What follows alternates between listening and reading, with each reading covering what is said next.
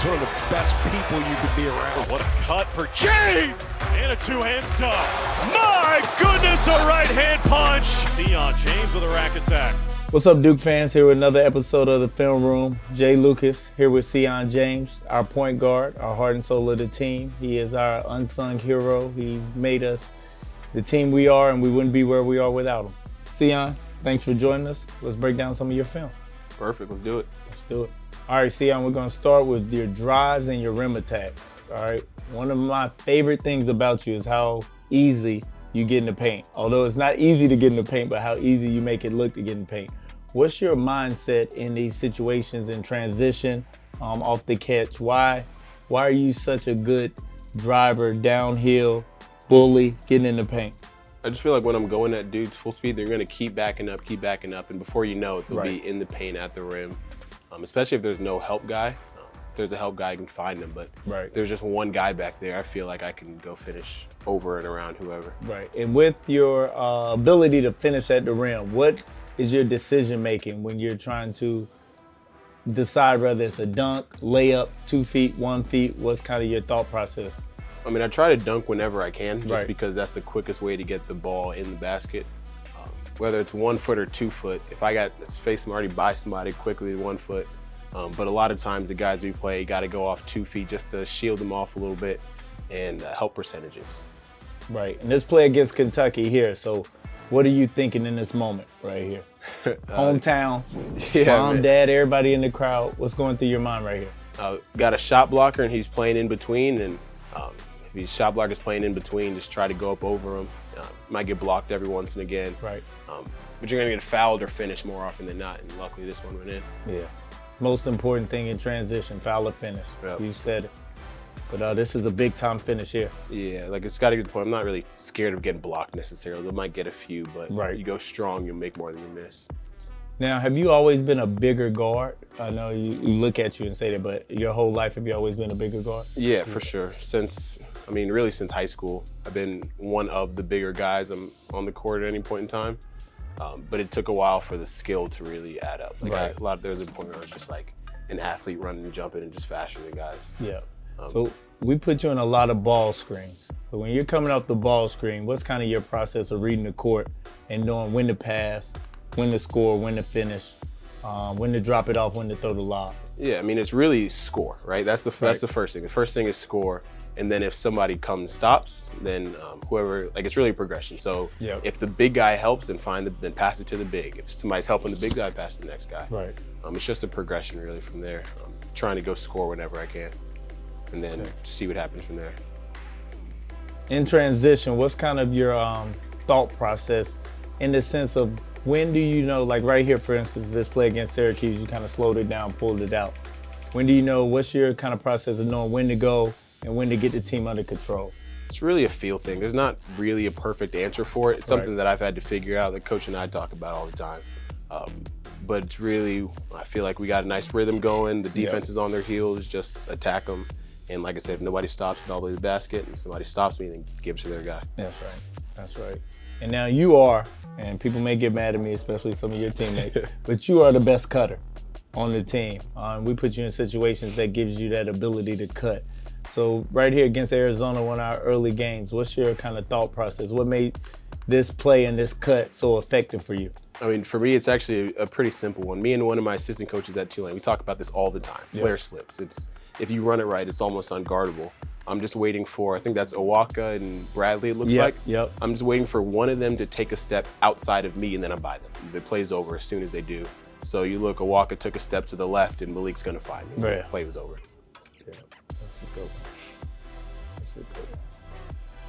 And again, 2-on-1. All right, so a lot of people see this play and think it's pretty simple that you just can get a layup, but this is something defense drills and teams drill every day, so it's kind of harder than it looks. What's your process here in this 2-on-1 with Con? My big thing is I like to get off it early so I can get it back. I think that's more, he's running backward, his head's turned, he's looking both ways. Right. If we can keep him turning, the less dribbles, the better, because you run faster without the ball than with it. And then once again, I'm at the rim, just go finish. That's a big key, big key. Now, you're one of the best guard rebounders in the country. A lot of that is kind of what we talked about, what makes you such a good finisher with your size. but your ability to rebound from the guard position is something that's really unique, and a lot of guards don't do it. What's kind of your thought process in rebounding? I just realized that it changes the game. Like it makes you feel good. One, getting a nice early rebound, having two hands on the ball. It's something that I feel like I haven't done a great job of throughout the season. I've been really good in flashes, but I feel like when we get offensive rebounds, we get good looks and good things happen. And it's a thing for me. If I know if I'm rebounding in the game, then I'm focused. It keeps me focused. Whereas sometimes if you're not rebounding, you're floating around, you can just start coasting. And I don't want to do that as a player. Now, you know, just speaking on your whole basketball journey, have you always been a good rebounder? Is it something you always took pride in, or is it something you kind of developed as you were in college? It's something I've had to focus on more since being in college. Right. Like I realized its benefit. I was going to now like think in the game at that point. But I mean, really, it's just trying to get the ball wherever you can. Like I said, I was always one of the more athletic players, taller, bigger, faster, stronger. So when you're that, just go get the ball and it comes off. Like there's really not much to it. Yeah. And you know, we put a big emphasis on guard rebounding because it just gives you the ability, once you get the rebound, you kind of seeing from some of these clips, just that ability to push and start to break. So I know that's something we put a big emphasis on for you. What kind of confidence does that give you both offensively and defensively to get in there and rebound?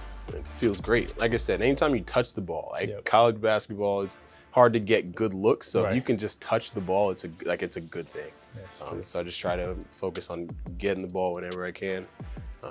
And like I said, good things tend to happen when I rebound, when Con rebounds. Tyrese, Kate, like when we're rebounding, good things tend to happen. Right, exactly right. All right, now we'll get into some of your playmaking. Also another layer of your game. You know, I don't want to give you too much credit, but you are really good at a lot of things. You're kind of just a jack of everything. And for passing, rim runs, lobs, cutters, have you always played with bigs? I know Kaman is rare where you get to play with a 7'2" guy, but did you get to play with bigs early in high school, AAU, Tulane? Kaman's the first like true lob threat that I've played with. I played with a lot of really talented bigs, a lot of below the rim bigs, a lot of ball handling bigs. Right. But Kaman and Pat and Malik, they're the first ones that I can really consistently just throw the ball up to. So I actually had to learn how to throw lobs. I don't know if you remember this summer, I literally didn't know how to throw lobs. I remember. And I was just throwing the ball over the backboard and I had to just figure out how to get it there. So when you're throwing a lob, do you have an aiming point? You know, some people say like aim for the bottom of the backboard, the square of the backboard, the top of the square, or the above the rim. What's kind of your thought process and where you throw it? I just try to throw it to like a little perimeter around the rim, and then just a little bit above the rim. I try not to overthink it too much. Kaman talks about all the time. He's mad at how I throw lobs sometimes. He's like, Sion, you got to do it this way, whatever. So I try to listen to him, and he likes a nice soft pass at the rim. So I just try to just learn from what he's telling me. But you've gotten really good at it. I mean, and then like you spoke about, it's not something that everybody has the opportunity to do growing up, and it's something you have to develop. And you've done a really good job developing it in a short time span, especially with some of the people we have, but also just your playmaking in general, not necessarily the lob, but just some of your passing the cutters and being able to kind of anticipate the next play is a big key. And like that shot fake and that pass right there back to Con. It looks very easy and it's a little nuanced, but it's you have to know kind of what's coming, and it's part of really being a point guard. Have you considered yourself a point guard your whole life, or just kind of a utility or a combo, or what's kind of been that? Yeah, I've always considered myself a point guard. It was until college that was even really debated, to be honest, like in high school and AAU and everything. I was always bringing the ball up, the main playmaker. That's where I feel like I'm at my best. Because I played with some really good teams. Like this team is the most talented team I've ever played on, but I played on some really good teams. And if my job is to get them the ball, right, that's the easiest thing to do, right? Just get the good guys the ball, and then just kind of not chill, but like the idea is that you get guys the ball in the position. In the right place, and you do a good job of that. You know, the next thing we'll kind of get to and talk about is your driving kicks. And I said this in the intro, but you are one of our best paint touchers and getting in. And a big key is, you know, we're big in analytics and we talk about a lot of stuff, but the more you can touch the paint, and paint threes is what we love to preach. So touching the paint and then the kick out for the three right here, the Mace, is a big key. And you're one of our best paint touchers and facilitators in that. What's your thought process when you get in the paint? Because we kind of started with the finishes and the lobs. Now these driving kick scenarios are a little bit different. So how does your mind shift when looking to the perimeter for these passes? I mean, really, it's the same thing as every other read. Like I said, my assistant coach at Tulane, Coach Pardue, we used to sit and we used to track paint touches per game. Right. He said, "Sion, you're not being aggressive enough. We need you to touch the paint more, because when you do, good things happen." Yeah. And that's what I try to do. And then the second the defense collapses, like I said, my job's over. 2 on the ball, get off it. Yeah. Pass it to their guy. It's really not a ton to it. So I'm driving to score, and the second somebody stops me, pass it to their guy. That's exactly it. And so it's getting to the paint in a variety of ways, right? What's your favorite? Do you like the ball screen? Do you just like to catch and rip, attacking the closeout? How do you like to penetrate and kind of get these reads? I really like coming off the ball screens just because I feel like it's just so, I don't want to say scripted, but it's more or less scripted. There's only so many ways a team can guard a ball screen, and the plays kind of make themselves if you know what you're looking for. Right, right. And then, you know, I'm a defensive guy, so this is right in my up my alley, I'm in my wheelhouse. You know, you have been able to give us the versatility to be able to switch 1 through 5. One, because of your physicality, your foot speed, and your size, but also just your awareness and your IQ defensively. You know, you have to be able to communicate at a high level when you're switching everything, and you're one of our best communicators. And I know at Tulane y'all played a matchup and really didn't play man a lot. What has been your biggest difference coming to Duke and having to play man-to-man from what you've been doing your whole career? Having to run around the whole possession for one. That's the big thing. Getting in shape, fighting through ball screen. I never fought through a ball screen in my life. Right. We used to just switch everything. But it's really, it's really a cool opportunity to play defense in a different way. Impact the ball. I know we had talked about like getting better and better at doing that, but I feel like when we're able to, it just makes life really hard for the offense. Yeah, you know, the first possession in games is so key. So just you causing this deflection and setting the tone right away, especially because a lot of the times we put you on their primary ball handler. So you are the kind of the head of the snake of our defense. So you have to do a good job of what you're talking about, impacting the ball, but also containing the ball and limiting their paint touches. And this stunt, these are just little things. That's a big key. That stunt right there at the top of the key into the recovery to your man is such a big key. Is this something, you know, you talked about this your first year playing, like these principles, hopefully you say, this is something I taught you or we taught you since you've been here? Yeah. Or was this just naturally things you've able that carried over from maybe the matchup or stuff you have done? Yeah, I mean, a lot of it's generally natural because I've never played man this way, but I played defense before, so you kind of get it in a sense. But a lot of the nuances are new, and it's cool to me to really disrupt an offense. Right. It's something I feel like I can be good at and I can continue improving at. Yep. And it's just somewhere I feel like I can really help our team. Yep. And now this ball screen coverage. So we do a bunch of different ball screen coverages, and you kind of talked about how you like to attack it offensively.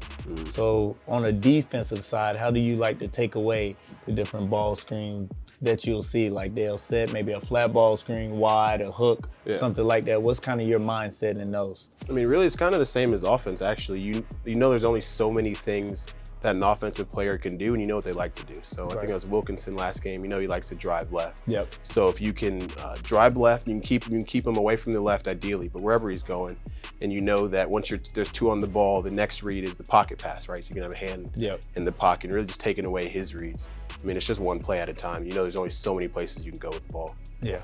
Yep. You're exactly right. And then kind of, what's your prototype? What do you like guarding? You know, like we played against Cal, they had smaller guards. Yeah. And then we'll play some other teams that have bigger guards, and we talked about you switching. Are you okay guarding everybody? Is it somebody that like kind of fits in your wheelhouse? Like for me, I hated guarding smaller guards. And I'm a small guard, but anybody 6'3" to 6'5", I felt like I could really guard. But anybody my size or smaller, I hated guarding. So what about you? Yeah, man, I really feel like I can guard anybody, right? I feel like that's part of what makes me who I am. Guarding these 6 foot and unders. I mean, makes life hard, right? Like they're quick, they're whatever, but everyone has their own skills, so I just try to use mine to my advantage. So if they're fast, I feel like I'm fast too, but either way, I can use length and just make their life hard as much as I can.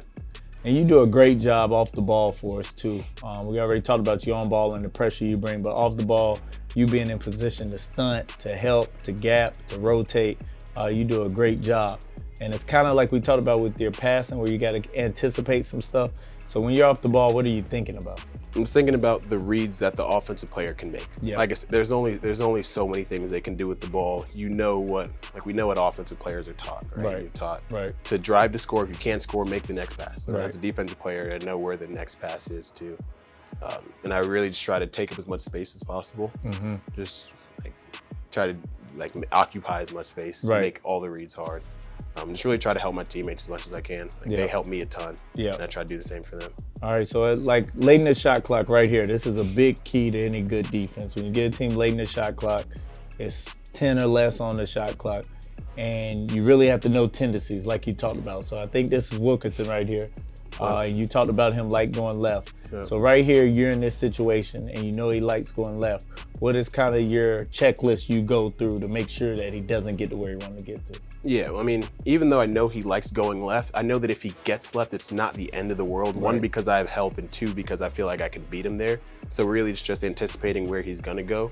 Ideally, I keep him off that left hand, send him back to the right side like I did this time.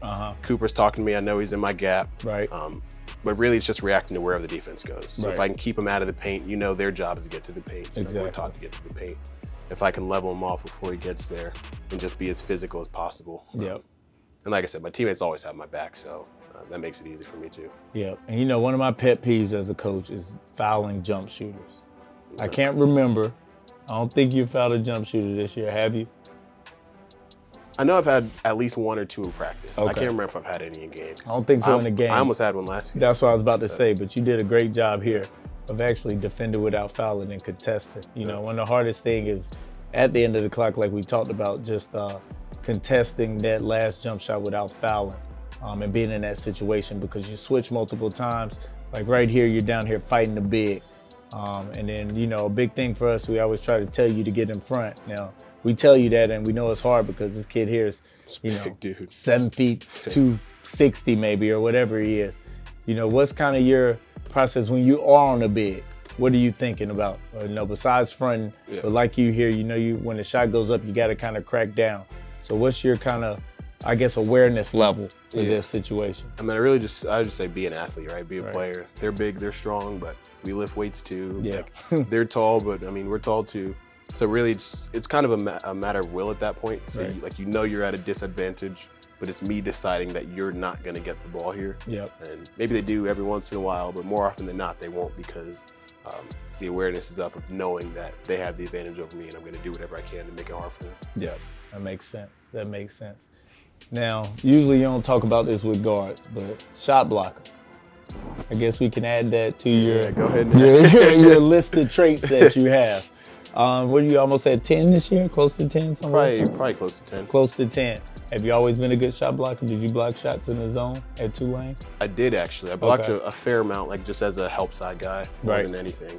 That was the one nice thing about the matchup is that I was a help side guy. I kind of played free safety, so if I knew if I had a non-shooter or whatever the case could be, I could just roam around a little bit. Right, and that definitely has carried over here. And what you've been able to do and just seeing this and that anticipation you have. It's a very, very unique skill that most guards don't have of when to jump, how to do it without fouling. And like you spoke about, I think it comes from you playing that kind of free safety position. Were you a good shot blocker in high school growing up? Not really. No, the scared this started. Yeah, I mean, like I said, I was an athlete. I've always been an athlete, so like I would get a few. Yep. But as I got to college, I learned more about offensive tendencies. Once again, there's only so many places you can go with the ball. So this one, he takes 2 steps, he's jumped he can't stop at that point. And I know that I can meet him wherever I got to go. Yep. And then on ball, you know, same kind of shot blocking, creating steals. What's kind of been your level of confidence in being able to do that, especially on the ball because it is hard, generating these steals here? Yeah, I mean, I've gotten more and more confidence since being here, confident guarding the ball, keeping the ball in front. Like I said, in the matchup, I guarded for 3 seconds of possession, then they move it, then I guard for another 3 seconds. Yeah. So it's really, like I said, my teammates make it easy for me. You and Coach Shire and Sewell and everyone, you guys are drilling positioning. And positioning is really the big thing that I've seen. Like, if you're in the right place, you're just going to fall into a few of them. Yeah. And you got to have active hands. You do a great job of having active hands. Yeah. And it's kind of like you said, you're almost thinking as if you were the offense, what would you do? Yeah. And it's only so many places you can go. But it is still a big part of it is getting down there and being in the right place at the right time and coming up with these deflections and steals that lead to easy points. You know, when you get steals and you can get some turnovers and generate some, it makes it easier to get out and get some easy points. And you do a good job of creating that for us. And some of the stuff we showed earlier in those transition clips. And right here, that's a great play. You know, that's a big momentum generating play right there. That's hard to do. So being in the right place is the biggest thing. You might just fall into something every once in a while. Now, when are you reading the eyes? Are you reading body? Like, kind of what are you looking at to know kind of where they're thinking and where the ball might be going?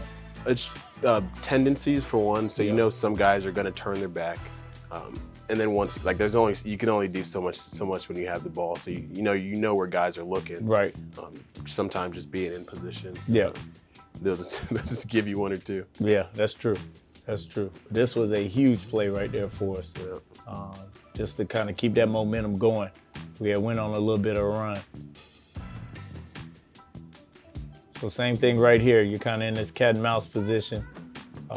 They get the rebound, and then I like to say I was good at this, but maybe not as good as you. But when the big gets the rebound and they bring it below their waist, just being able to what we call rat it out. Yeah. You've done a great job of that this year, and for me, you've been one of my favorite players to work with, but also just a pleasant surprise to have on the team. You're our coach on the court, along with the other guards, but you do a great job of communicating to us what's going on and then communicating to everybody else. So we really appreciate that. But for me, Sion, I'm very, very happy that you're here and that you chose to be a part of the Duke family. And I hope you've enjoyed your time here and been able to hopefully continue on and hopefully carry on the march and win some championships and compete for some championships. But I appreciate you joining us here in the film room. Yes, sir. Appreciate you, Coach.